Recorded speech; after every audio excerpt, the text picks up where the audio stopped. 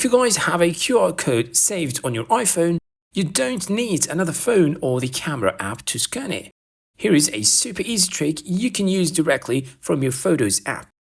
If you find a QR code on a website, a page, or anywhere else on your iPhone, simply take a screenshot and save it to your Photos. Now open the Photos app and find the screenshot that contains the QR code. Once you find it, just tap and hold directly on the QR code. You'll see a list of options appear. Tap Open in Safari, and your iPhone will instantly open the link stored inside that QR code. And it doesn't matter if there is text, images, or other content around the QR code. As long as the QR code is visible in the screenshot, your iPhone can recognize it. You can even do this when the image contains nothing but the QR code. Just tap and hold on it, choose Open in Safari, and you're done.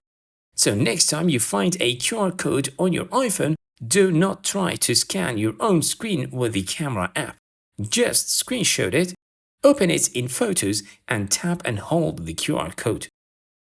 If this tip helped you, make sure to like the video, subscribe for more useful iPhone tips, and share it with your friends and family so they can use it too.